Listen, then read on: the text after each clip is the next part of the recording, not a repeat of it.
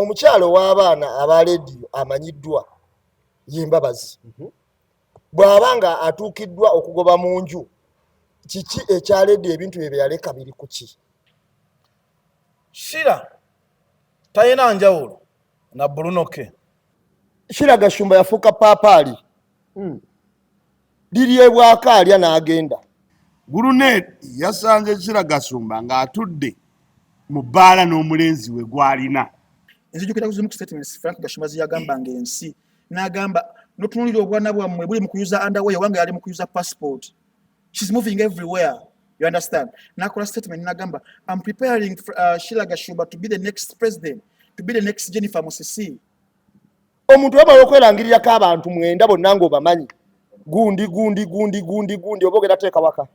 Waliwo omukutu baguyita onlyfans.com gwaba amalaya abeeyambula abateekayo obutambi era basasula. Toweewunyanga Shira Gashumba emu ku next career path ye agenda following ekyo.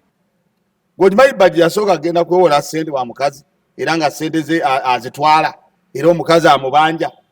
Kati ate n'awunzika n'amutwalako n'ebintu bye. Abakyala bano nze simanyi kyatuuka Faluuku mu bakazi bano ab'ebizigo. Muka Bajjo atunda bizigo. Muka Brunoke atunda bizigo. Tuyina muka Jostede atunda bizigo Pulima. Tuyina Mama Nanyunja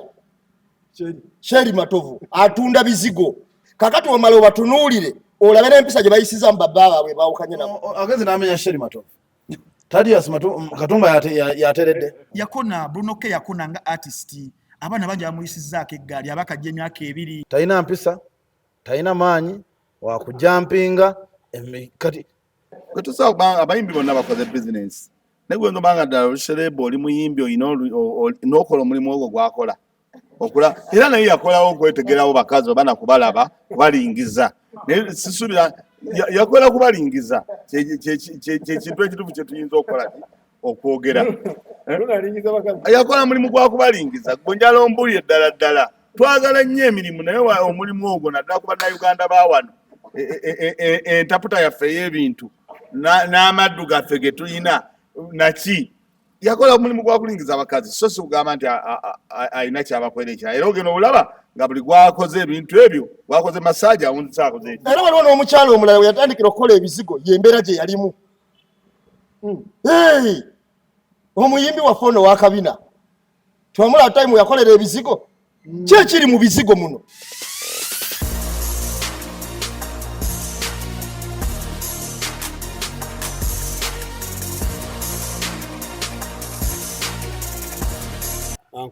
Mbalamusiza nnyo mwenna abalabye Emboozi Mukati ne mbagamba nti mweyongera okwekuumira ku Gospel Live ne Media mube nga musobola okufuna emboozi entuufu ekwata ku ggwanga lyaffe Uganda. Buli wamu tutunulawo mu byobufuzi mu investor netowanga tulaba tubatusaako ekintu ekituufu. Njala okutumirako mikwano gyange mwenna abali e London, njala okutumirako Medi, njala okutumirako omwami bamuyita Mugabi Steven nti mwebale munnaye kulaba Emboozi Mukati. Njagala okusaasirako omukyala Jennifer ne mwami Jennifer Kaggwa abalabe Emboozi Mukati bafiirwa ennaku ezo omuzadde waabwe ekitalo nnyo mwami byalaba nnyo Emboozi Mukati. Njagala okutumirako Richmond Promotion ne mwami David Mutawe sobola mwerabira ng'ali New Jersey n'abalala mwenna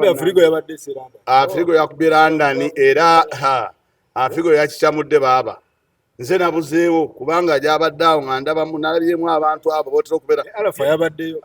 badde ngenda kubuuza wali abantu ababuze Alafa Nalwoga waliwo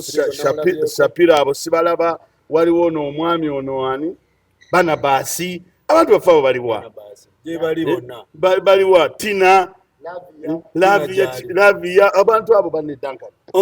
waliwo ne Walimba Sada Bekisu abantu baffe abo baludda wa mwami Bekisu lekera yabuzenga Medimo kichi oba bali babuze site Bekisu nabanga yewa bambasa ate Bekisu tandowooza Sambo Medimo yamukuba ekigo abantu bayirengeje babulamu naye Bekisu obuze nnyo watiri sula yakayinja tumayembo gyoli naye nga anja kubatumirako mwenna buli omu okusinzira mu nsi wosinzidde nenkwebaza okubanga walondawo Media ne Gospel Live okubanga gyogoberera ffe tukuwa ekituufu abasinga ne bagamba nti atusabula ne munne tuba tetusabudde naye tuba tukubuulira kiki olina kufuna kuva ku source siffe bali babaweweeta obulevu twagala tugambe ekintu nga bwe kiri osobole okijjamu enjawulo abatubuzeeko mukyala Bex Suzi abuze olwo mukyala mukwano gwoli omusawo Joelia abuze olwo Christine abuze abalala bonna mpozi anja kutumirako ku bantu abali side z'Ebungereza awo mbaga nti mwebale nnyo omukwano gwe mwala za Africa Band bangambye nti abantu bafikidde nti abantu badde bayitirivu nnyo era ne baza Richmond ne Mary Ngabira babadde bakitaddemu omukono ninga nti mwebale nnyo amawagame nti yandibadde ali awo neerabira nti biri ebintu transport si wakakaaga aba mu dola okay ampozi nja kutumirako ku kyali wa famita nja kutumira kyali wa famita Medi ali awo Bungereza kyali wange oyo weekend days wano yanoonyezaako kyabadde kyakabi ane Steven Mugabi nkutumiddeko muganda wange kansuubira oli bulungi ono omukyala muyita Aidat Lwanga naye gyali osaba olunaku olwokusatu banoonyaako zaali ssawanga 4 aweze ekiro ne baŋŋamba booli bayitawo batya ne mbabuulira naŋŋamba awo kyekiriwo ekyebbeeyi ennene ne mbagamba waliwo maweeti zonna zisiroko ne baŋŋamba abakuwa esinga ebbeeyi ne mbagamba mugyebale tubatumiddeko mwenna Akram Engineer Akram tukutumiddeko omusajja wo yadduse Dayas alabika yatidde Engineer Akram talabiseeko leero naye nga Engineer Akram ne Mami Kulusumu mbatumiddeko nnyo tubaagala nnyo tetulina ttabu kaakati Dayas simulabyeko olwaleero bangambye yagenze Northern Uganda Engineer Akram kyewakoze bannange abantu mwenna abaagala okulya kamere emakindye tuyinawo Climax tuyinawo ne paka last ojjawo ntumirako Ajati Halima owa Laha Uganda abantu abaagala obugaali eby'omujimu biki byonna tubiina mpozi tuyinawo ne Laha Foods opposite KFC Makindye. Yes, basebo ne banya bamanya Frank Ntambi Wayne Balkeza the youngest East African professor the Juggernaut ngenda kukoma ku Juggernaut leero nsanyusa nnyo okukomawo mu Mboozi Mukati bantwalanga super kiraka Dayas uno taliiwo Devcom taliiwo nensijani mbere nga ntulamu tubere nga tuwa ya Emboozi okutuuka wano ndi fully powered by Muno Watch ne Ivan Kalanzi Sports Center wabula nga nyongera okutumira ku mukulu katumwa gyali alina ebizibu bye netusogenda mwogerako ntumira ku mukulu Isaac Sonko ali awo Washington Seattle musajja oyo mulungi nnyo ddala agamba tava ku Mboozi Mukati abaagala nnyo n'omukyala Ruth Nakijoba ng'ali awo Canada naye mutumiddeko nnyo omukyalo oyo abantu munaye basiima naye nga Isaac Sonko asiimira ddala n'omukyala Nakijoba Ruth batumiddeko nnyo katunyumirwe Mboozi Mukati. Ndoza tutandike Frederick Kaketo tukutumiddeko kyakabi nnyo Roy Mubiru anti Jack mwenna anti Edith mwenna New Jersey tubatumiddeko njagala tutandike ndoza tusoke tujjewo entertainment to addressing entertainment eve mu kkubo tubeere nga tugenda mu maaso ebintu bingi ebigenda mu maaso anti ate oyina ekyuma ky'obuwunga ti gwe Grain Mira simanyi Mandela Mira gwe Maganjo simanyi gwe Supreme kakati omuntu bagamba nti alina ekyuma ky'akawunga okitegedde Bajjo butakuba kawunga asula yeebase kakati ebintu bingi bifaananamu n'ebya Bruno ate ebya Bruno twali tubigaddewo ate tugenda owulira ennyimba zitandise ofubutuka ndowooza tutandike n'ensonga zino omuntu gw'ajja n'alaba nga gwe Bajjo gw'ogamba nti ngula abakazi gw'otalabiira abaana gw'oli mu mbeera ey'okubeerawo kubanga gw'oli mu mbeera y'okubeerawo nga oyomba n'abakazi kiba kikyamu abakazi kituufu omuntu osobola okwagala omukazi ne mutakkaanya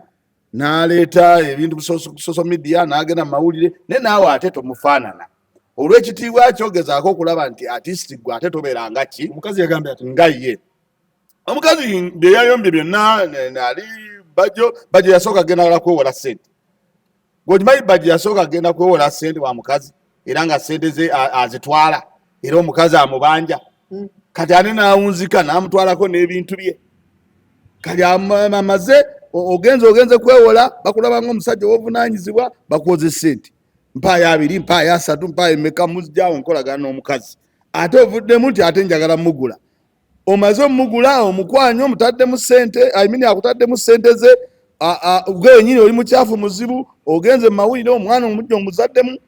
tomujjanjabi ate ovuddeyo weekaza nebintu ebyo ebisingira ddala ebisudde abantu ate bwe tuvaayo ne tuboogerako nze ekisinga okuntama oba okunyiiza ne bagamba twogera bubi naye nga tuba twogera reality. Omukazi ono si busungu bwe yayogeza andi we buba obusungu nga gw'olina obusungu gamba munno nti yakwata akawunga akali eri andi wuliriza omukazi enjogera gyayogeddemu akawunga ekyo yabadde ayogera era ekituufu kubanga Bajjo waba tali mukomole lwagba nti naawe ebintu ebyo oyinza oba tobigendera nnyo naye nabo oba toli mukomole era obasubira ensonga lwaki olaba nti abantu benda kuziro bafa nnyo okukomoza abaana baabwe basobole okuba nga bali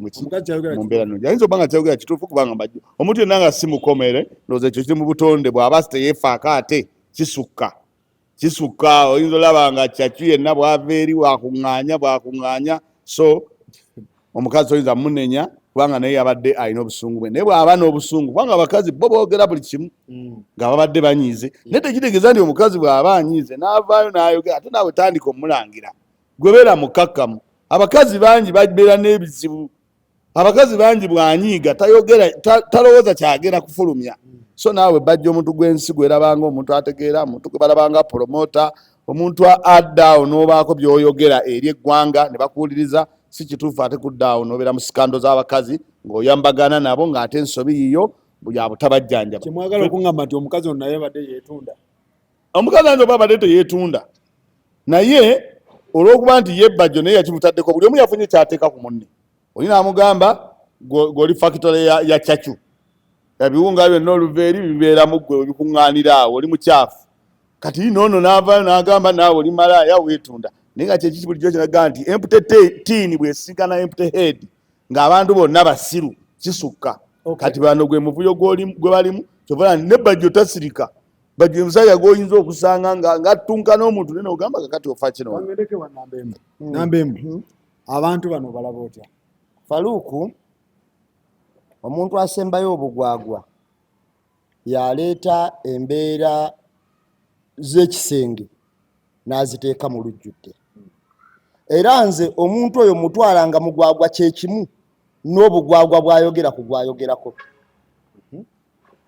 omuntu olwaleero nga taata wa mwana wo gw'ogamba nti n'omwana tamulabirira naye ng'omutemako oba ebigambo oba byali ng'ebinene bwe bityo ffe n'oleetera ffe tubitegeere kiba kya buwumbatutu kuba okuba n'ogamba nti oyo nno fakitole ya buwunga gwate gwe yabuteekangamu wafuuka kikasasiro anti kati fakitole weefulumya obuwunga ate gye buyigenda kiba ki kati nze ompa kifaananyi ky'okujja gy'oli omulala abajjayo ŋambye bweba eno fakitole ya buwunga ate gwe yabuteekangamu wafuuka ki kasasiro kwe basuula ebiwunga ebyononese kakati ebyo byonna byabwewussa ebyo nzize mbiraba ku mukyalo ono gwe twakamala okwogerako wiiki ewedde mukabulunokke bwe yavaayo noono kyekimu abakyala bano nze simanyi kyatuuka Faluuku mu bakazi bano ab'ebizigo abakazi b'ebizigo bano simanyi kyabatuukako abo ababitunda Mukabajjo atunda bizigo Mukabulunoka atunda bizigo tuyina Mukajjo Stede atunda bizigo Pulima tuyina Mama Nanyunja Sheri Matovu atunda bizigo okiwulira kakati njagala otunuulire olukalala olwo kati genda kati omala nashigula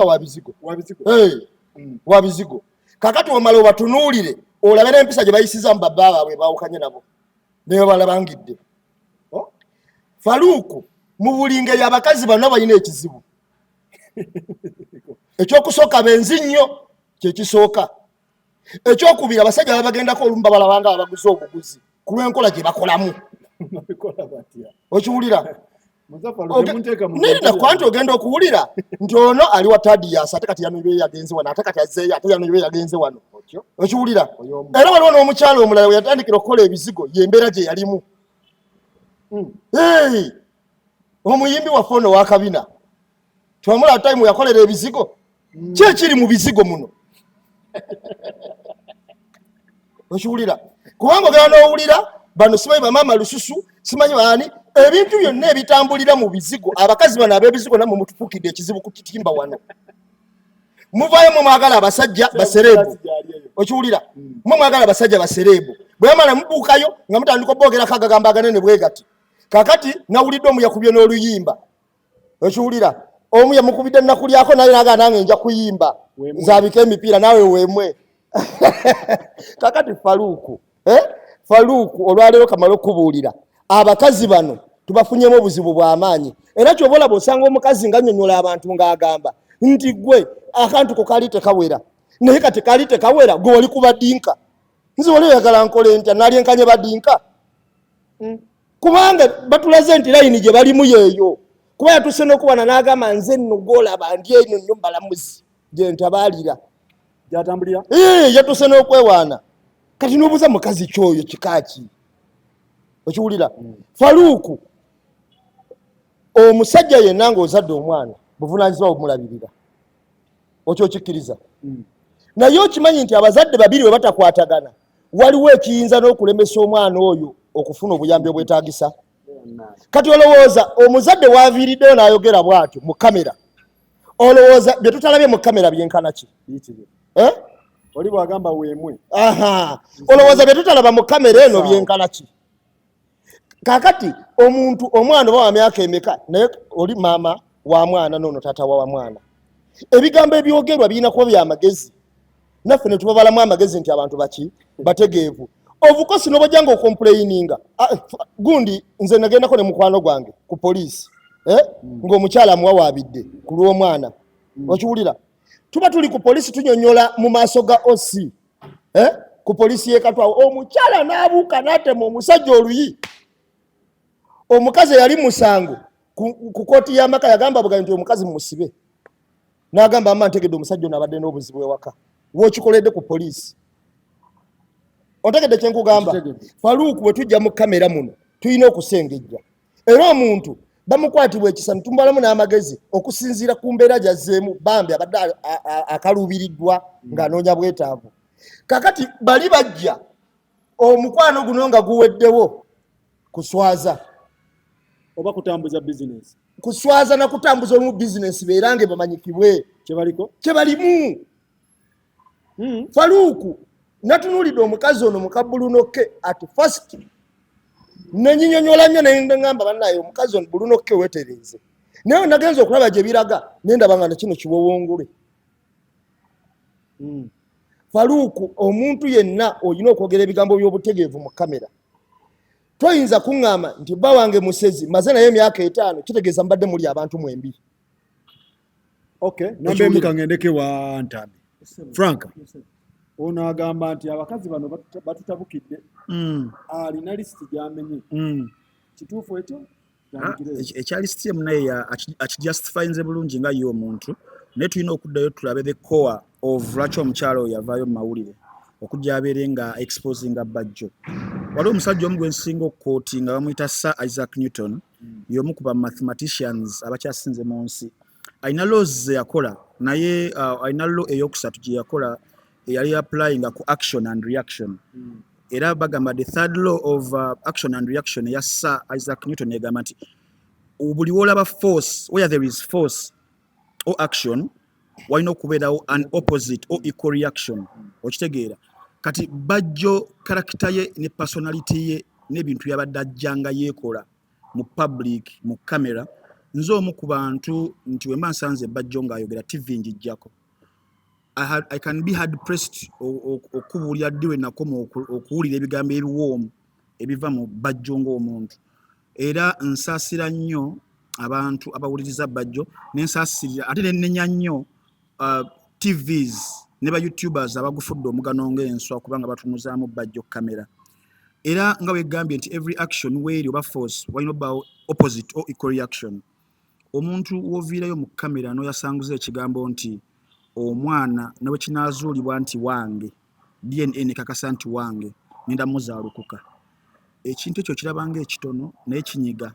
kinyigira ddala abakyala abo naddala abayise mu mbeera ey'abasajja okubakozesa ne bafunisa embuto ne babeegaana. Kirebulira ddala ffe ng'abasajja okubeera nti waliwo omusajja munnaffe asobola okuyinaayina n'ayogera statement bw'eti. Omukyala ye tulina okumanya bekkuba kye mbadde nkubuuza nti omukyala ye kyasinze okumuleeta nze kyasinze okunkwatako y'omuntu okubeera nti omwana yamwegaana n'ekyokubiri okubeera nga child support takola ki tagiwa. Mu nsi nengunjufu ekintu kya child support kiraba ng'ekyokusaaga nekisobola okukwavuwaza. Okitegeera tulina basitaazi bangi be tulabye nga yagana okulabirira omwana ne kooti neeyisa sente zagenda okuba nga asasula buli mwezi nga singa yali agenda ku mbeera ey'okubeera nga alabirira probably tandibadde nga azikola ki ng'azituusa. Naye tuli mu ggwanga erya Uganda whereby mulimu abantu abeefuula nti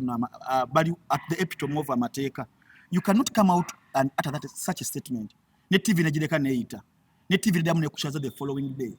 That is Sanyuka TV. Yabyogera ku Beat FM n'abyogera ku TikTok then TV yo negamba katukukyaze. Awo mu bazungu balina kye bayita cancel culture. Ekintu ekikwatagana ku mukyala ekikwatagana ku mwana olina ebintu ebisinga okubeera sensitive ebifuga n'ensi eno world order. Essaawa zino omuzambi wa Man United Mason Greenwood ali mu kubonaabona lwakikola kye yakola. Omusambi nga Anthony essaawa zino tukyamulaba na ku kisaawe but the allegations is coming up nene bamugamba agenda bisorting nga institution nga Man United yagala kubeera nga yegira ensonga ezo. Bajjo toyinza kujja ku mpewo nga waliwo ensonga eyo mu byonna byonna byewaliyogedde tewali kwesita statement egamba nti ekyana yo kinaba kizaaliddwa nekikakasa muno kyange DNA nekakasa nja kizaalukuka. Who says that? Nga musaayi gwo nga wagenda neweegattala n'omukazi ng'okitegeerera ddala ng'oli soba okitegeera n'okuma ono atalinga such a statement. Kibeera kibi kiba kive eri abakyala bonna mu ggwanga naffe abaami abobuvunaanyizibwa oyo tuba tugenda mussa mu gundi lulala abatasobola kubeera ng'atuula on the table of men. Omusajja ow'obuvunaanyizibwa ye musajja owning up on his mistakes. Wabeera nga yakikola by mistake still own up. Bantu bannya abazaaliddwa olw'amasanyu naye omwana kasabeera nga amaze okufuluma gubeera musaayi gwo oba olina okubeera nga owning up. So Bajjo nganze omuntu I've never taken him serious. Kyobola mbadde gamba n'omukyala yagenda okujja nga manyi kikyalina okukozesa ku muntu bw'atyo karakita bw'etyo nti olina kukozesa kazannyo ke kennyini kekaki keka media kubanga eno ebbalibbali ne Bajjo olukaali lw'alina kirabika okubeera nga tewaaliwo mbeera yakwatagana. Omukyala nga tuulu gy'asigaza gy'alina kujja kumwanika nti mu mawulire ate nga bagamba nti obeera ng'osula mu nnyumba ya a glass house when you are living in a glass house tokasuka mayinja. Kati Bajjo yabadde asiga okukasukira amayinja abantu abali mu mbeera eyo naye nga naye yeerabidde nti emikono gye si miyonjo. N'ekisinga obukulu Bajjo statement eyo gye yayogedde by the way waliwo ebibiina by'abakyala ebyantuukiridde nze nga bimanyi nina enkolagana ne Bajjo nga byagala asooka agimenyewa nabaganye next week there is something that is going to come about kyamugenda okubeera nga mulaba kyekimu ne Bruno Kera tulina tumutuusemu ngenda kukubuulira ekigenda okubeera nga kimutuukako era kyo kyatandise dda ne campaign yatandise dda Bruno Ke then ne Bajjo. Ebibiina by'abakyala bingi nyo ebibadde biri ready okubeera nga bisupporting ensonga ezo zibadde nga zimu. Nti ng'ogere wa Duncan nti gye buva ne bwenkana omusajja gw'olina okontroling omukyala wo akasa omuntu obeera nene bwe babya justi era gw'olina omukontrolinga ayinza okusanga mu bbaala n'ayagala akutandikira awo ate naawe totandika. Abasajja gye buva ne bwenkana bafuna abakyala nga mukyala mulalu n'omusajja gw'olina okukontrolinga omukyala wo n'ogamba ayo togendayo tokola bodi n'omukakkanya ng'ebigambo byewakozesa nga omukwano yagala omulaga obuwunga bwo era by'okozesa n'ogamba nti n'obaako engeri gyo tokitwala nnyo ki wala. Si abantu abasinga ffe tulina abasajja ffe tulina okuba ne okontrolinga ebintu bya mu maka ne bitafuluma nnyo ate obanga akalina ate obaba gwe yali naye yennyini agambye ti omusajja teyeefaako ali bwali okugamba bugambi nti si mukomole ekyo kiba kimala okutegeera obukyafu bwe n'embeera gy'alimu. Ate si buli atali mukomole teyeeyonja naye kubanga banaabo naaba naye nga batuukira n'okukulaba mu mbeera eyo kitegeeza oba osusse kubanga si buli atali mukomole nti aba mukyafu si atali mukomole nti alina okuba n'obuwunga naye abantu mulina okweyonja n'okwefaako kubanga ebyo bajja obbalangira nga buzibuze. Faruku katono nnyo nina kintu kyemala njagala okugamba muganda wange wadde twaga nti toteseza muntu naye ina abantu bamenye bana okitegeera oba bizigo omanyi kino kintu njatu kijje ku muntu olw'okuba nti oba bizigo kuba na bizigo business naye ojja kusanga n'abasuubuzi mu kikuubo nabo nga benzibwa kuba nti bano bali mu mawulire onfuna kati mu kuba mawulire ze business zabo zibakola ki naye gwe weebuuze babba baabwe bo bali batya kuba ogenze n'amenya Sheri Matovu Thaddeus Katumba yateredde omanyi nga tetunagamba ogenze n'ogamba Kardashian ono mukazi wa Yesterday yateredde faluku mulamu olwo kintu kyetulina okwetereeza ng'omuntu bw'oba otegedde nti omukazi ono nti ajidde mugundi bweti gwewefuule mujega sirika abantu bajja kuvayo bagambe bajajinga omukazi bagambe naye omukazi ono omusajja gwaliko nga tamuddamu buzibu ki abantu bafuna obutakkanya bulijjo olutalo yayawukana ne mukyalo ebbanga ddene gwalibuddeko nga babidizamuli kenzo yawukana ne Leema tebyaggwa tebyavaawo naye kati bano balowooza nti olw'okuba baagala amawulire kyekinabakolera amawulire buno oluyimba terusobola sukkaade muzigo gwe ate tulina kyelugenda muyambadde omugatako obula terugenda mumusuula nti luli omulimu gwe ogw'omumutwe ogw'amasaaji abadde afunayo abakazi abiri abamukolako bakolako naye kati agenda sigaza bataano abatalowooza abajja sigaza abasigala omukozesa obukozesa ntugenda tukozesa akavubuka ako kuba oledde bayinza n'obutamukozesa kuba omukazi atugambye alina kapini ayina okubaako kyeyekolera okustartinga amala mujampinga nga mmotoka olina funa batule noyita wali noteerako ka TV kati nakukka omukulu n'alyoka omujampinga kati ate omuntu oba wakujampinga olina kweyisa bulungi ajje ewamanye nti gyendaga kale muvubuka alabika bulungi gye mwagikuba naye wakujampinga naye olw'empisa ze ennungi kaŋŋendeyo naamujampinga naye toyina mpisa kyekisooka kuba kati omukazi si yasoose talina mpisa talina maanyi wakujampinga kati si yasoose omukazi nevanasa gyali okitegera buli bwafuna ate no bayithayo kankola ekintu kimufalooko abakazi bano bakolima buli bwolikira n'okozesa abantu nebakunyiigira abakazi nga 7 ogenda osangayo ensonga lwaki n'endongo yogikuba naye tefuluma nnyumba yo ng'ekoma mu mmotoka kasoyingira mu mmotoka nga okumanya endongo ebeeganye bw'oyingira mu mmotoka naawe oyambusa endabiramu n'ogyekubira bw'omu n'otambula ng'ogiwuliriza ezaani bwe tumukuwa omutegeke ku Mbozi mukati anniversary somutegeka Bruno Mbozi kati tugenda kukolayo ekintu kimu Bruno noonya Bajjo mukoleyo oluyimba kolabo ye kennyini ow'obuwunga n'ow'okujampinga oluyimba luyinza okukola ne tubateekawo ewa mitanda oluzi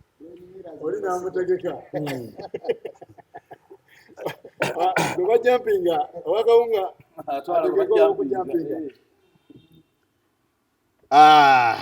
tuni waziwulidde kakati gankubuulira ekituufu abantu mulekerawo abasajja bonna gye bava ne benkana kati nga Bruno K in fact kanjogere Bruno K ti ekifaananyi abantu mwe bakulabira ate bw'ogezaako nga waliwo eyabadde yakisirikira nga ye ekifaananyi kyo yakikulekera kati gwe ate n'ovaayo batandika okukwanika kirizagaana nga Dankani wagambye gwoba weeyanika kubanga Bruno K badde bamulaba musajja wakanyama asiba akantu ke bulungi ng'oli alina ekifaananyi era nga jje wa Bruno K ng'agamba afunye omuki naye kakani n'abatakumanyi n'abandi badde bagala nange jaggendako ewa Bruno K ono yakwanise otegedde ne Bajjo badde bamulaba nga omusajja ekiri awe omusajja ategerekeka naye bamwanise so nze ŋŋamba nti abavubuka abo n'abaami mwewale ekintu ky'okubaanika musigale mu kifaananyi omuntu kwakulabira naye wamunoomala n'ogenda ojagendewo omuntu nga ye mutuufu talina kontrol akwanike abadde Bajjo ofuuke ekibajjo ng'oli awo ennyini oyita mu kkubo tokyategeerekeka so nga wali omuntu abadde agumidde ebizibu byo abadde agumidde obuwunga bwo abadde agumidde gwe Bruno K obadde obeera n'abakyala bajja ne bagaa kangerewo omuvuka oyo ankole masaaji ono osanga n'ebirala we bijjira kati tekyali asobola kugamba nti kangende wa Bruno K kubanga ono munne amaze okukwanika ono munnaawe mukyala amaze okubaanika gye muli ate n'ekirala era kankubuulire music omulaba ebiseera ebisinga abakyala bye bawagira music abakyala bawagira nnyo music ne buli lwokola ebizinesi ng'abakyala ate ogenda bavuma ogenda bavoola ebiseera ebisinga ofune ebizibu so nze ŋŋamba Bruno K ataddamu kuzza muliro gwonna naye lekeraawo toyongerako beera awo abatannakutegeera kuba bayinza oba wali abatannakutegeera ng'okyasobola obbatomeza kakati ono ng'ojja kwongerayo ensonga otandika okuswala ekifaananyi ky'obadde wakulabiramu akanyama konna kakkakane kafuuke kajingihu olabe ng'ofunye ebizibu bya bwereere nedda oba wankima oba si wankima naye nze nkugamba ne bwaba kigundo era tulina omubulira ki amazima naye alekere kutwala bintu mu maaso abantu basigale nga bakyamulabira bamulabira banaatomerera eyo. ensonga ya Bruno tugigalewo. Faluku, ekizibu omuntu oluyimba lwayiiya ng'amaze okukaawa kizibu kya kuwoomera bantu. Kakati omuyimbi omulungi ayiiya ku lw'ekigendererwa ekituufu so si ku lw'obusungu. Bruno ke yayiiza oluyimba mu busungu, mwana wattu ne mukyala we n'amuddamu n'oluyimba mu busungu. Omu ayina nakulyako kasita, omulala ayina wemwe, zombi bbiri. Yagambye oba avuganya na kuyimba nange nja kuyimba. Naye Faluku, abakyala bano betuliko si bakazi ba bulijjo, si bakazi ba bulijjo bano betwogerako mbu ono omukyala bambi gwogenda okuwumbawumba era omunyonyole. Twogera ku mukazi nga yagulira omusajja ebyokwambala ebyokulya naki mu ngeri ennyangu. Taba wa bulijjo mu ngeri ennyangu, kubanga omusajja kimanyiddwa y'alina okulabirira mukyala we. Kakati twogera ku mukyala ali e Uganda naye ng'alabirira baserebu. Oli owa Bajjo agamba nti nze amwambaza era neewolako sente zange okukola ebivulu. Ono woona agamba nti engoye zonna buli wiiki anona za 5 kakadde. Era bwe nalaba ng'agizegizemu n'ensoma ka message n'ensala ku buyambi bwa World Bank. Abalabirira baserebu. Abalabirira baserebu. Abakyala bano tebabuukidde abo bokka. Tebabuukidde abo bokka. Bwe yabadde akunyonyola yagambye nti nze ndidde abalamuzi bamalawo. Mukabuluno kagwe njogerako. Okiwulira kye nkugamba? Ndidde abalamuzi era waba nepankirako ate bwe tunaagenda erinze eri waka. Mu mateeka? Mu kooti. Kuba bonna abakola ki? Abamanyi. Faluku, nze Bruno ke munenya nnyo okwanukula omukyala ono n'ennyimba ez'obusungu. Naye n'omukyala tulowooze mukyala kika ki? Gwaddamu. Kuba n'omukyala omulaba enzija jajja talina ledde kuzikiza. Oba bamulwana musically Bruno K waliwo abamulwana. Anti kakati eyasooka okutaakatambika Bruno K yani. Eyataakatambika omukyala yani. Eyasooka okukata. Si litakagwa. Litakagwa tomanyi saga zaabwe Falida nakazibu. Bruno K yakomentinga ki mu saga ezo. Tolabanga wakubona akwasizaamu n'oli. Ontegedde kye nkugamba. Kati ekintu kino waliwo akipushinga kubanga ne bannamawulire dayasi akoze byo butabaawo yakubulya nti abaasookawo 7 yabasasula bonna. Omukyala litakagwa yabasasula. Dayasi yakubulira mawulira dayasi munnamawulire ekiwulira. Kakati kitegeeza ekintu kino kirimu n'ekirala kyotakola ki kye tutalaba. Naye ebiseera ebisinga obungi omusajja yenna nga wanyisiganyiza ebigambo n'omukyala, omusajja alabika nga ye mukyala. Faluku omusajja w'emyaka 7 wajja wano n'akujooga nnyo n'omukuba oluyi. Wano omuntu gwe tulina asinga okuvuula mwami mawa. Kati wakuvuula n'akuvuula n'okati obusungu n'obukuba oluyi bonna bagamba laba bannambe mutwamulabira nga wapisa mbi olaba wakutte ku mawa. Otegera kye kugamba ayagala omutta. Otegera kye kugamba ebirungi byonna bino babijjawo. Kakati Bruno K nze nja musaba akole embeera y'ekisajja kikulu kyekisooka. Ate si mwangu. Ate balekeraawo abasajja abo bonna abaserebu basusse okudipendinga ku bakyala. Basusse okudipendinga ku bakyala. Kubanga ena kubuulira njagala osooka weebuuze ng'ozeeko emabega munyonyola y'omukyala ono weebuuze nti omukyala ono kweri Bruno K yali amwagala. Kubanga waliwo eyanyonyola n'agamba waliwo yamutuwa waneeno oba yali mwana kyo yakola ku BBS n'agamba Bruno K talina buzibu nze namukola ki namulabako talina buzibu. Ate n'agamba nti agenda otuuka ewange ng'amaanyi takyayina okwagala Faluku kuva mu mutima. Ye yeebuuzaako nti Bruno K yali amwagala kye yali amwagala. Ye ayinza okuba yali ayagala Bruno K. nga yetamaga kyova n'amaanyi yatuukangawo ne gabula kubanga okwagala birowoozo ebirowoozo bikwatagana n'omutima kyebiweereza ontegere kyenkugamba kuba jjukira Bruno-K taba mulaka muyala nti aludde kakati mu mbeera eyo yonna n'abakazi bano betwogerako tuyinza okugamba nti Thaddeus yewe wali omwangu naye ku Thaddeus ne Sheyani mwangu esebo era ngenda kuddayo wa muganda wange Sir Isaac Newton mu gundi ey'okubiri second law ng'ayogera ku forces ezo yagamba nti the acceleration of the body is relatable to the net force applied by the mass. Nti olaba ng'omukulu abadde annyonnyola nti ebikolwa bya Bruno-K byebiviiriddeko omukyalo okubeera ng'ateekawo kumpi amaanyi ge gamu nti ofulumiza oluyimba naye kankufulumiza oluyimba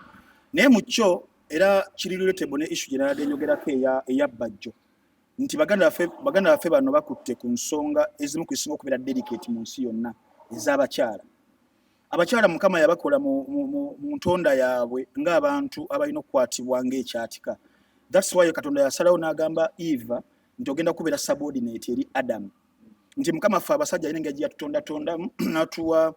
emmumba eyo ey'okubeera nga tukwatirira abakyala mu bulebevu bwabwe. N'ekirala nti waliwo olugero olugamba nti omukyala teri kintu kibi nnyo ku nsi ng'omukyala ng'anyiize. Okitegeera? Omukyala byabadde akola byonna mawulire abikoze lwa busungu nti ffenna abantu tuba ne disagreements mu maka naye engeri gye tubihandolinga yesinga otufuula abantu balamu oba society okubeera ng'etussa. Kati omukyala mu kunyumya kwe yatunyumiza emboozi yalabika ng'omuntu yali victim era nga tunyumiza omwami Bruno-K nga nekyasinga okubeera nga kimuluma okubeera nti Bruno-K yali mufere yali schema nga nali nkunnyonnyola. Mulimu abasajja bangi nnyo akeera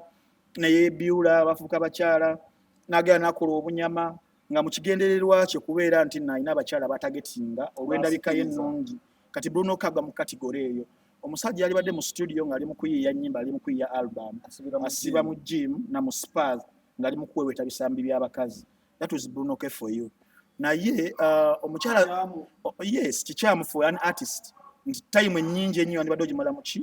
mu recording studio n'okubeera nti brand you as an artist ebeera nga yeeyitawo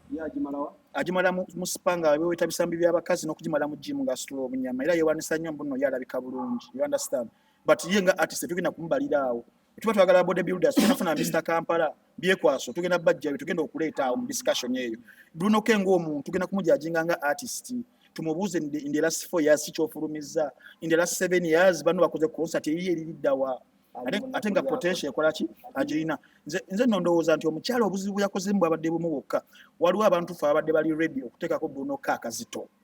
okitegeera naye omukyala ate obuzibu yakoze naye n'akuba oluyimba olwo yabadde nga amuwa advice yabadde amuvuma oluyimba lwe genda weemwe era advice ali mu kujimu bingi yes anti kati egambe kiri ekya low acceleration nti Bruno-K amala kuta luyimba nono nakola kinaata naye omukyala okubeera nga teyatadde luyimba wabaddewo pressure ebadde egenda okuva ku Bruno-K naye kati abantu bagatuka bagaye kati abo tubaleke bajja kwemalira ensoko kino omukyala tatuwadde wano last tatuwadde embeera yakubeera nga tukola tumudefending naye Bruno-K nga ye artist yakozemu era yakoze yegase ku bayimbi beŋŋamba abeefumita seppuku ekiso ky'abasamuraayi kaliya suicide ya Bruno-K kati eri kalayini bwe kati yageze natiming up ne Wabuyu ye kiba kimukolera because n'ennyimba za Wabuyu zonna ebiseera ebisinga zibeera mweyo embeera ne waliwo pressure yabadde evudde era essaawa zino Wabuyu ali mu kuzunga ku TV station abeere ng'akola damage control nawe namulabyeko ng'agamba nti oluyimba baali baalukuba dda naye nga ogenda okulaba ng'ali just mukola PR nga waliwo pressure neevaayo basupporters ba music entertainment abasinga mu nsi babeera bakazi abasajja bayinza olina okugenda mu bivu tugendayo lwa nsonga ndala probably nga sina za music tubuuza kimu waliyo abakazi baba gye balojja kujja omanye nja kulaba alabako naye nga ekigendererwa kyaffe kirala naye abakazi be primary supporters of music era Bruno-K ng'omuntu abakyala abadde supportinga music we nga ye beba audience abadde supporting badde y'abakyala nga 90% okitegeera nedda ssebo ate kisoboka kubanga essaawa zino bajjamu kuba obucupa ku stage okitegeera previously tabadde na bookings era nenge ng'omuziki agukuba naye nga guganya okuva nga weyagambye olina guganya okuva mu nnyumba okitegeera So Bruno Kenze ndowooza ffe nga abatunuulizi b'ensonga tuganye okumufunamu kye twali mufunyemu nga artist era kye nagambye nti akirako oli omusambi wa Aston Villa yali mu maani wa Ashile Yanga eyakona kataba yaddaludda wa Ashile Yanga yakyali alimu Everton yakona Bruno K yakona nga artist abaana bangi bamuyisizzaako eggaali abakajja emyaka 2 anti Faruku Bruno K abadde muyimbi Bruno abadde mwetezi mugoberezi bw'abayimbi Bruno K kitufala kamunyizi wa massage omutuufu in fact era kimufuula okuba nti si muyimbi kwetusobola kubanga abayimbi bonna bakoze business naye gwe ngobanga ddala olusherebo oli muyimbi olina n'okola omulimu ogwo gwakola okula era naye yakolawo okwetegerawo bakazi oba nakubalaba kubalingiza naye sisuubira yakola kubalingiza kyekintu ekituufu kye tuyinza okukola okwogera yakola mulimu gwa kubalingiza gwe njala ombulye ddala twagala nnyo emirimu naye omulimu ogwo naddala kuba Uganda baawano entaputa yaffe ey'ebintu n'amaddu gaffe ge tulina naki yakola omulimu gwa kulingiza abakazi so si kugamba nti alina kyabakwera ekya era ogenda obulaba nga buli gwakoze ebintu ebyo gwakoze massage awunzisa akoze eki anti terina mukazi agenda kujja mu massage wo ng'oyisa oby abakazi omanyi Faruku mu bulamu bwe tuba tukola ebintu nadda mu business abantu abasinga bagamba tagetinga nnyo ebintu abakazi bebettanira byoba okola kuba abakazi bebayita abasajja olaba ne bebandongo kasita olaba nga abakazi bakwagadde nga bajja mu show manya abasajja tujja kujja onfuna naye okimanyi nti abasajja teri kintu kyoga kino kyenkoze bana ekikutte ku basajja bagenda kujja wano tekiriyo kati Bruno okuyimbako kwa mugwa kkono ekyokuyimba kyo mu njogera ennyangu kyamwegaana era omukisa gw'okuyimba gwa gwesonyi kuba tayimba bubi kuba ina oyaddamu oluyimba simanyi bon in Africa ate business ki nkubeerwa ey'amasaji sinagyogerako ey'amasaji kati Bruno kyengenda okukola ekintu kimu asirike bino ebintu abiva mu mawulire agawe kadde gagenda kukola ki yaddeyo mu jimu yesiga ka make-up bulungi bamala okwesiga ka make-up yepepete agende bamukole kamanicuwa ne pedicuwa asibe obuviiri babukole mu treatment addeyo yekubisa efaananyi ebiri ebyakabi yekubisa alange massage we agenda kuddamu afune massage naye buli bwolikera n'olumba ekitone kiyitibwa omukazi muganda wa teri muntu alumba abakazi n'awangula ebintu bya Bruno byawukana n'ebya Grenade olutalo Grenade yawukana namu ne Bruno anti Grenade muyimbi ate olutalo lwabwe lwabadde ku mukyala kati ono omukyala kyekizibu yendi bassa naye okusinziira ku babadde ku bbaala eyo bagambye nti Grenade kyokwokozeza nnyo nga Rickman ayagala omulaga nti yeye kaliba kati alina omukyala era omwana yanyonyera yagaye nti Grenade yakutte giraasi n'agikuba ku mmeeza ekyasaze Rickman omumwa Grenade yamusaziza giraasi yakutte giraasi n'agikuba ku mmeeza n'agimuyisaako Shira n'akuba omulanga n'agamba wowe nnyabo nzise kubanga Shira nga bwe tumanye engeri gyayagalamu kakiisi yalabe nga bamukwatidde ekintu kyasinga okwagala wakabalaba emirimu emikanga benywegera ne mu maaso g'agashumba kakati omumaga guleebeese era omwana yatenze Grenade okuba fiiti mbu yabuuse okuva ku fulo n'alinnya ku ttaka yayise manju ne bagamba talina waayita tumutaayiza n'abuuka bubuusa okulinnya wali n'amalayo naye ebyo byonna nga bikyali awo ebiseera ebisinga obungi ekireeta embeera eyo abakazi bano balaba bandi bassa naye n'abasajja ng'omaze okufuna erinnya nga Grenade tewali nsonga lwaki okyalwanira Shira tewaba nsonga togenda kumuwasa wamukyawa ofunye erinnya oyinamu ssente lwaki weeretera ebizibu mpozi kino kibe kyakubulira eri abayimbi bonna Faruku abayimbi abali mu kaliba ya Grenade nga bakyali baana bato ng'abo Grenade wadde mba okufuna omukyala yenna gw'ayagala asobola Okay. Era sisuubira kati ono Shiraga Shumba yafuuka paapaali. Liryebwako alya n'agenda. Naye si musambya guli gw'oda ateeka mu nju okuzimbisa.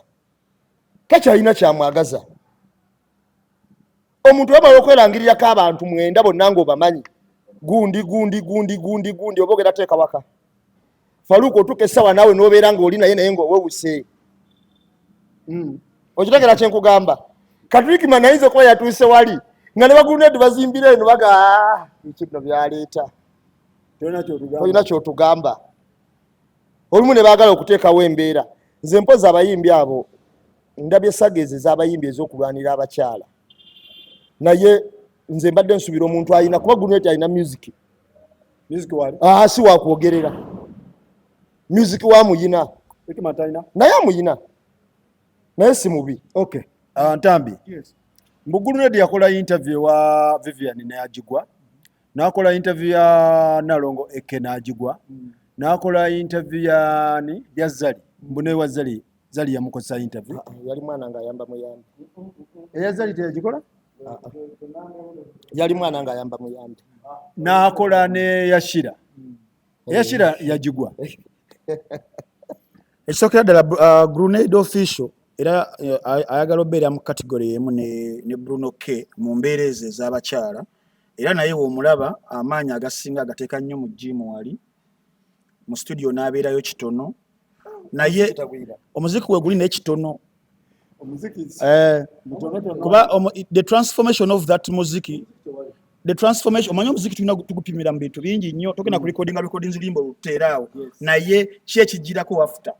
tekikuma banno bafiki famayika nga bali mu endorsement deals bali mu kola zi concerts tebalina sagaza ebyo nga bo ba moving forward ba moving nsi ku nsi Grenade official ng'oli mu saga ezo one after the other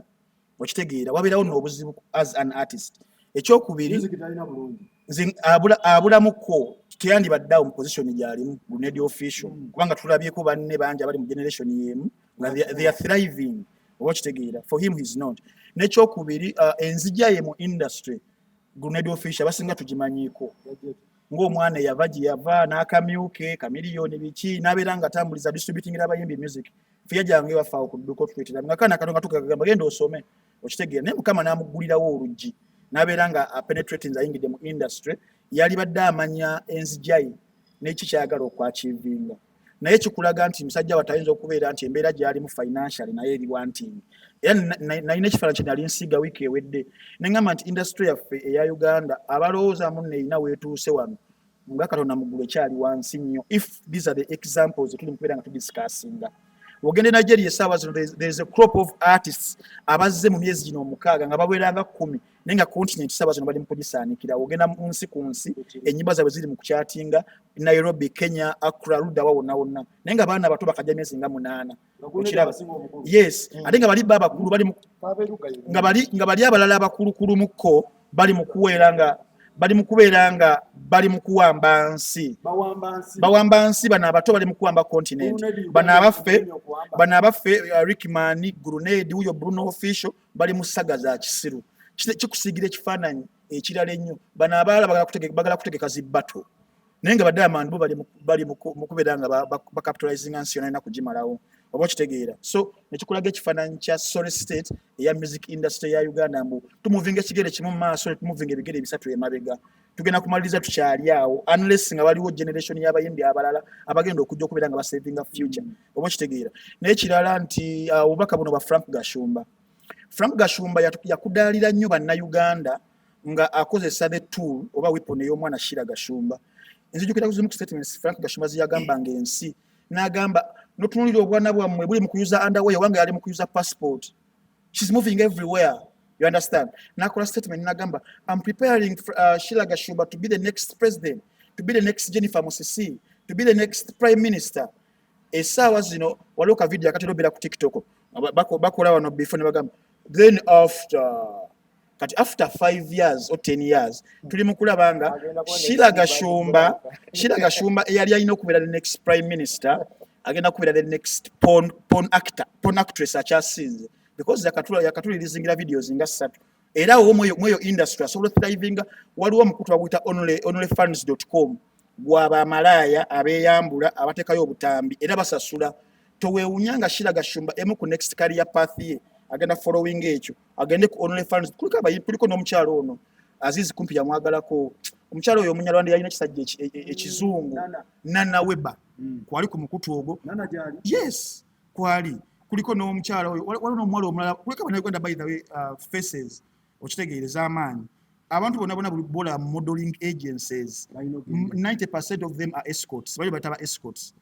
kibiranga kyaba malaya ne ffe tukigonzaamu eno mu Luzungu they are escorts kati n'abawala bonna buli mwala gw'olabanga olaba talent ye yakukanika Shira Gashumba for me if it wasn't for the dad kuberanga ateekawo embeera ku intimidating aba producers nokozesa image ye nga Gashumba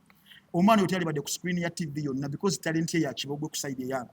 ye muntu mukama gwe yawa erinnya nti gyali naye nga wogamba muno leta specialize here tugende mba MCs nti mulungi nnyo ekiri abasinga bagundi nti nedda tugende mu TV presenters abawala abasiga okubeera nga presenting nti nedda tugende mu bamodo nti no tomundeetera okitegere tugende mu bapresenter taliyo bino byo hostinga biba hostinga bu party anyone can host as long as ina finance omulimu gwakola baguta aganaga Khalifa yasinga okugumanya atambuza bitundu bya kyama why yeah ebintu bya Shira kakati Shira Gashumba y'omuteka ebintu bya Shira ne grenade omanyi omusajja ono gwejugo babwani alina akantu kaleeta n'agamba tubalabise naye olumu waliwo lwogana okwogera ekintu ogenda kulaba kubanga alabisa banno ate nga tekiba kituufu kakati Shira Gashumba ne grenade mutuufu grenade alina kye yeetaaga ku Shira Gashumba wadde yavaayo naye alabika akyetaaga kubanga bw'ogendera sitole yonna nga bwe yabadde grenade yasanze Shira Gashumba ng'atudde mu bbaala n'omulenzi we gw'alina grenade n'agezaako okgenda ku mmeeza acyankalanye emirundi egyaweze emeka esatu nga grenade yalumba baki yalumba bali kakati omulundi ogwasembyeyo bagenze olaba nga kisusse grenade okujja abasanze mu bbaala atandika obbatabulatabula omulenzi oli kwe kusituka egirasi n'esalaani n'esala omulenzi nga bakola ki era ne yabadde akola olutalo obwedda atabulatabula amaawa gwe yabuuseewo n'alinnya booda n'agenda grenade naye nga ntambi bwayogedde grenade alowooze gye yava grenade ze njogera ku muntu gwe mmanyi twabeeranga naye awo ku kikenya awo era waliwo omusajja eyafa yali amuyamba ennyo omuwaayo kasente nga grenade yali awo ng'alinga street boy yali awo kati Mungu n'amuyamba abayimbi bwe baavanga ku show n'ajja n'abasanga ekiraabo n'abamanya awo yali mujagujagu n'atandika music okuyimba era saagala muntu akeera n'agamba nti grenade muyimbi grenade yava ku street nga yeeyiye n'agamba neeyiyirizaawa nga bagamba nti omulimu gw'okuyimba tegubaamu interview n'ayingira okuyimba n'akubakuba byakubye era yakubayo kamu ne katunda grenade ate n'ayagala afuuke sita abayimbi bangi tubalabye abo bajja mu mbeera eyo akulira akayimba kamu n'alowooza atambulire mu bakenzo era wamulaba nga atandise okwambala enjegere bakanzo baloba nabo ze bambala nga omulaba abakazi balumba kirasi ndala kubanga omukazi ne bwaba ne ssente ate abasajja kambabuulire omukazi ne bwabeera ne ssente ayagala nga naawe olinayo otutonotono okitegedde ng'olwolumu anagamba nti awakabirwa emitwalo ena kasasula ojja sobola okukola ki okasasula kati gwe yakubayo akayimba ako era nze neewunyiza muganda wange agambye nti ate ye muyimbi si muyimbi tosobola kumenya bayimbi 15 ne mwabiri ayinza obataliimu kati wuno agambye ne mu 15 kati nobeeri n'owaana omwana n'ogamba omwana muyimbi naye ng'omwana ali mu kukka omwana ali mu kukka eyali akutte ekintu kye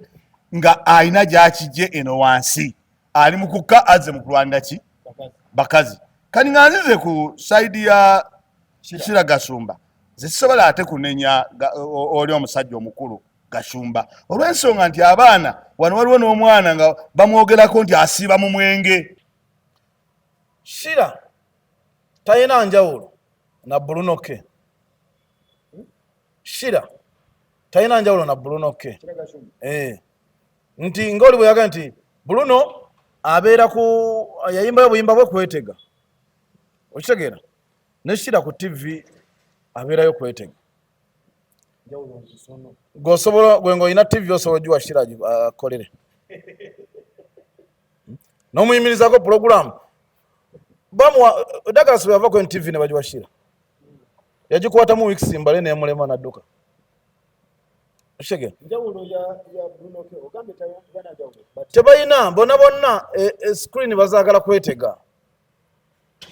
shege naye ekyo ekizibwa talent oba talanta tebakola ki tebagiina kuba shera sobola kubeera ku TV n'akola show bwomu neggwa n'ogamba nti nenkya tugenda kudda tutule tulabe TV oshegera kuba shera tayinza kutuuza ku TV lwaki alabika ali mu delivery alabika wa delivery ng'avuga Uber shira ayinza okuba avuga Uber ate nga Uber yes avuga Uber lwakuba nti kati ali bwati kati shira ateekwa okuba ali bwati shira ateekwa wa Uber naye nga Uber ya shira eri bweti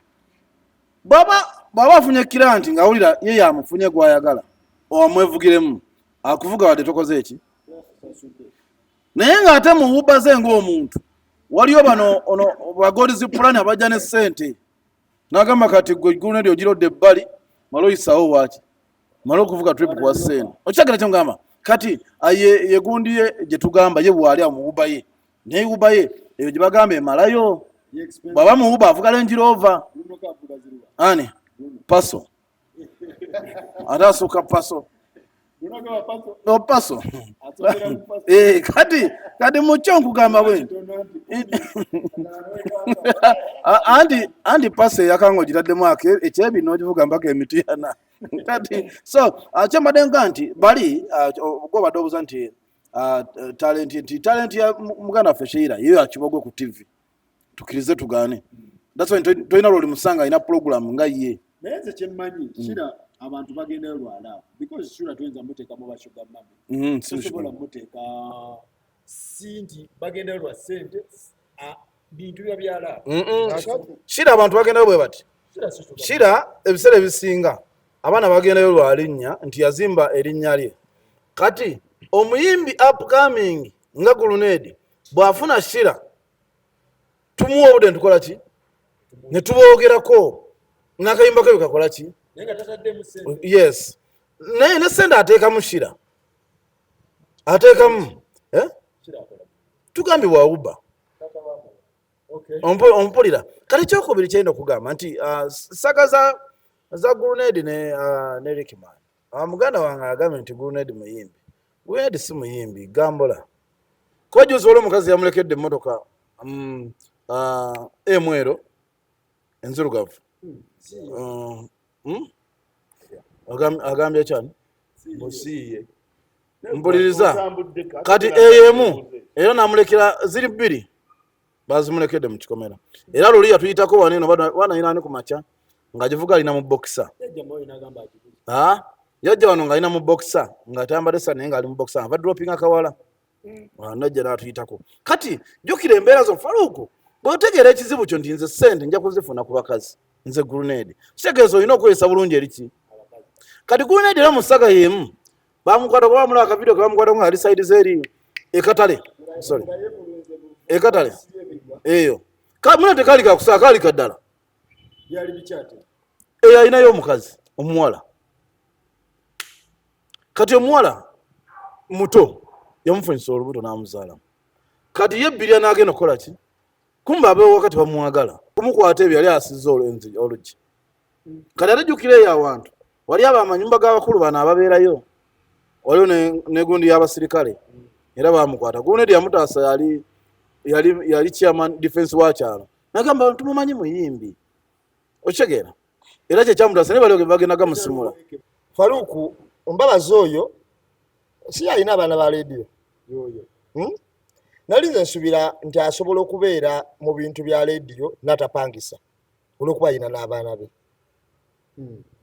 naye nawulira nti bwe yagenda eno gye baabeeranga ku Good Life yalemererwa yalemererwa gundi yagaana wizo eh soko we yagenda eno tewawulira enkayana ezaali awo emabegako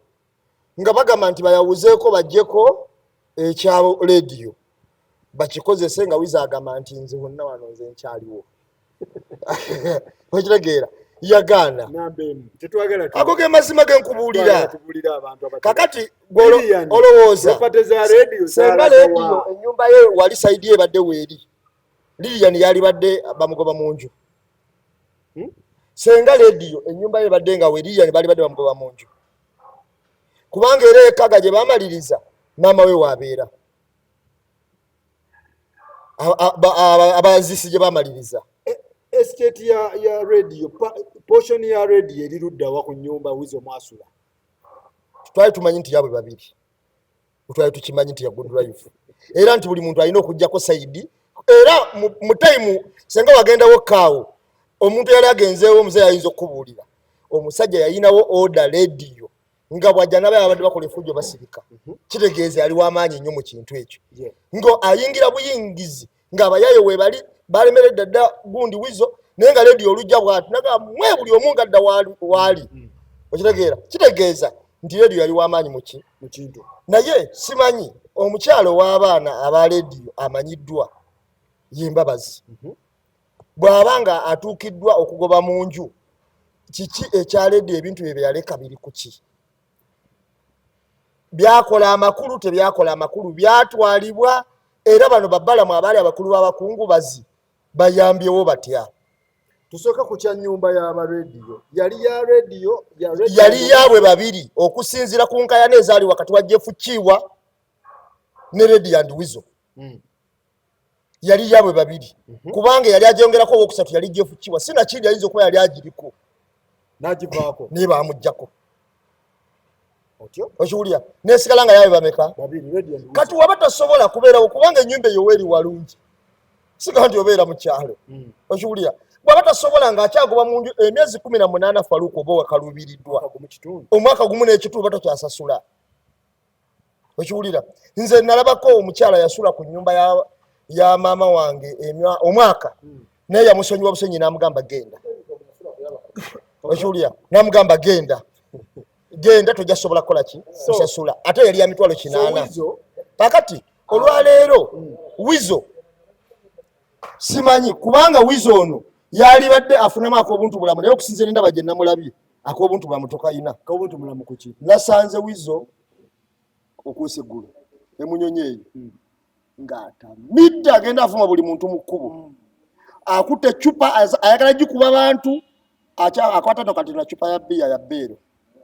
apakinze motoka mukuba agamba ya milioni 3 muli bamasiikini muli biki era namugamba muganda wange ate ng'otuuse wala awo yabadde ankubiddewo eccupa kakati nagenza okulanga naye embeera gy'alimu takyasobola kukkanya na muntu yenna kakati paati ya lediyo Wizo waaba ali bw'atyo mu kkubo olowooza ayinza ogumiikiriza omuntu abeera mu paati ya lediyo wali emakindye kubanga Wizo naye kati mu mbeera gy'alimu ye muntu atakyalinanika ekituufu mu njogera ennyangu omanyi eddalu abantu baagala lino erigwe ennyo naye aliko ekizibu awaayi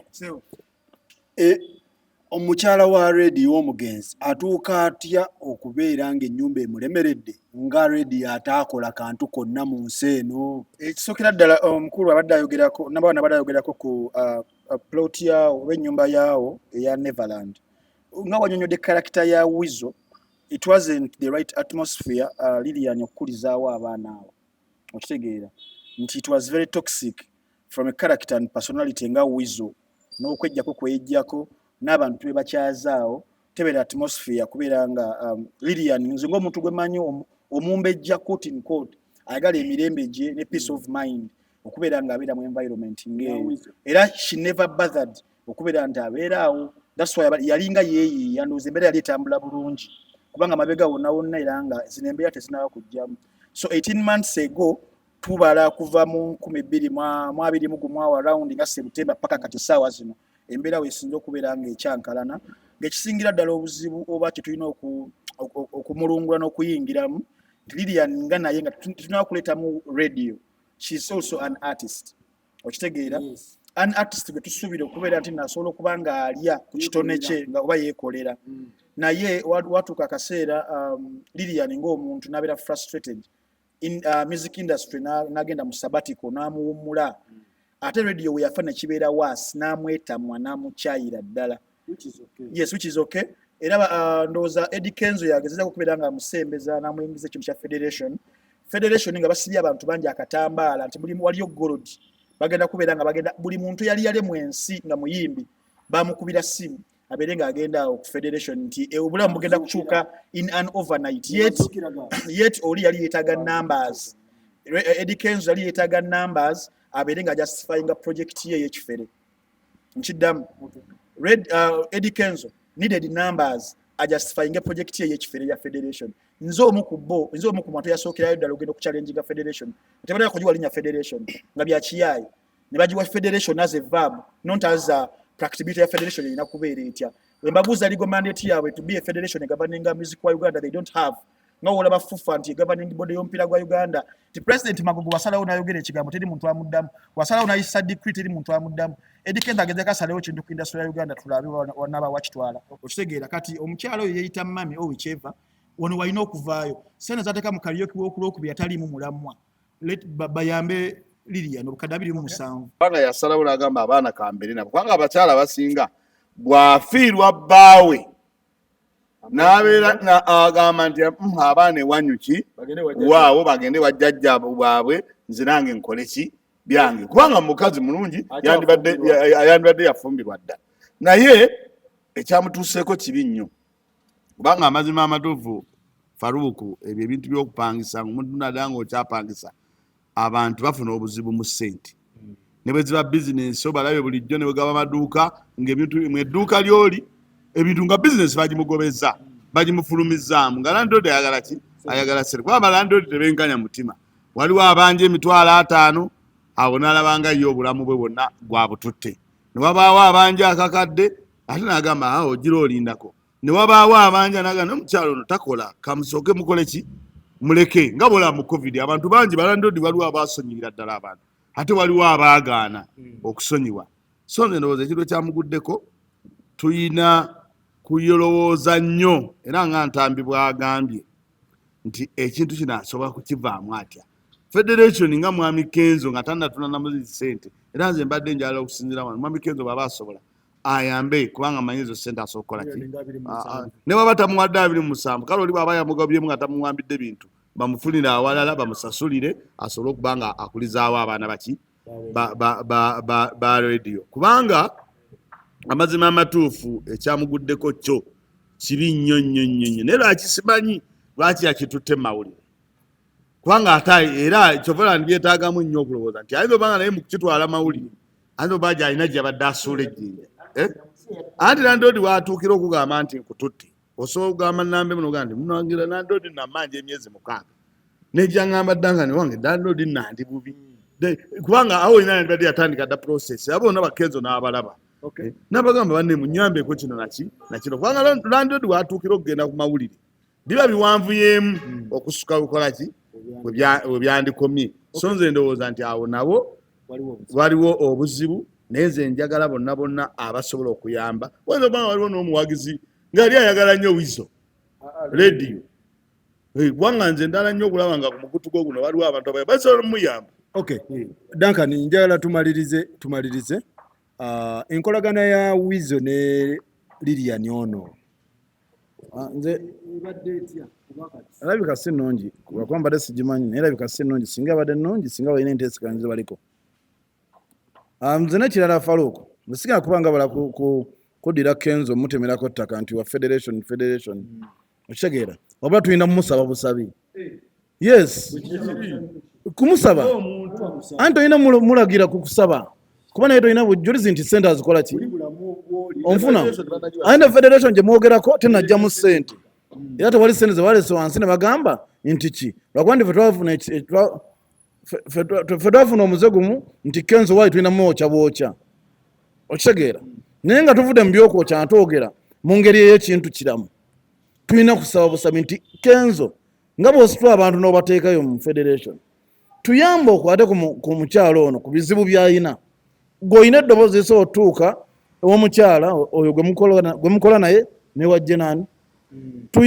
tusabe otutereeze omukyalo ono afune ku buyambi okitegeera naye nze sijja gamba nti ageri kojja mu federation ojja nitwawalire nedda nze ng'omuntu nsabye busabi tuyambe otuuse eddoboozi ly'ono omukyala afune obuyambi obumuyamba okufuna wizo ye tumuleke saawa zino faluku kye tuliko mukyalo ono okufuna ssente okitegeera zimuyamba either akyuse ennyumba ategeremu ennyumba eyakakadde kamu mmeka lwaki agenda muyakamu ekitundu nga paati ya radio yali asula kanzije kati kino ekintu kiri bweki nze mbadde nteesa bwe nti soka tumunoonyeze saawa zino solution eryaku ennyumba bamugobamu afune ennyumba akkirize nti osobola okunoonya ennyumba y'emitwalo 6 okitegeera n'ogibeeramu eyakamu ekintu kyagisobola kyekisooka kati ekyokubiri faluuku ebintu bya radio ne wizo byo bwe tunaabiddako byamateeka process mpanvu onfuna kubeera wizo tumusuubira kujja kumakya agambe tutunde tulina sooka genda mu mbuga z'amateeka ate nekyo teri mupangisa ayinza kubeera na wizo teri mupangisa goyinza kutwala abeere na wizo ojja sanga bamukutte kutte omukwatako bwe bati mukwatakwatako omanyi lwaki faluuku omuntu yenna ng'akozesa ebintu ebiragalalagala okitegeera tasobola muteresa mukazi nti ate munaye mukazi gano amadaala ge gakutwala eno ate ono omukazi ajja kwambuka ayite mugano kuki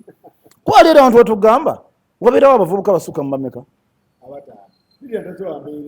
kakitegeeza ne bwataba LILIAN ne wampangisa tasobolawo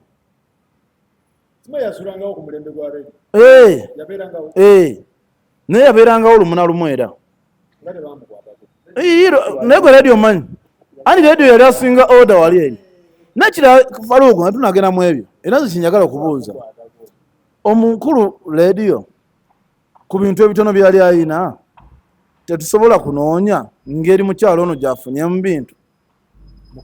mugabo gwe netumanya kuba mukyalo ono yalina abaana akoze atya nga ye okufuna omugabo muzimu kino ekintu kubanga gwe tumanyi gwe mpaayo omulala gwomanyi abaliwa mpaayo erinnya limu okyegamba kyengamba andi kati ffe ono gwe tumanyi twalabako ku nyumba ya ledi eyita nabakugwa nga eri ku ntebe rodi oba yawa asi yekaga waliwo yali sokoleke waliwo ennyumba gye baatulaga nga tenaba kuggwa nga n'okuseka yonna yonna naye nga nnene nga eyo banga yali ye ekintu kyali yagatta newizo kyali kimu yali eno Neverland simanyi Neverland naye bisigale musajja akolanga ebintu byo kuba batwala ne bagamba nti abadde n'ennyumba abadde n'endala awo simanyi ettakawa ebintu ebyo mbadde nsaba LILIAN ono afuneko ebinamutamuza obulamu n'omwana kuba kitegeeza nti bw'aba tasasola landlord kitegeeza n'abaana tebasoma ate n'abantu bonna abasuubiza ebintu mukuba nawulira nga abagamba ku lw'obulungi bwa radio ngenda kuweerera omwana gondi ku lw'obulungi bino tebikyaddamu kumenya mukyala we ngenda muyambako kati wano wenetaaga okulaba Kampala parents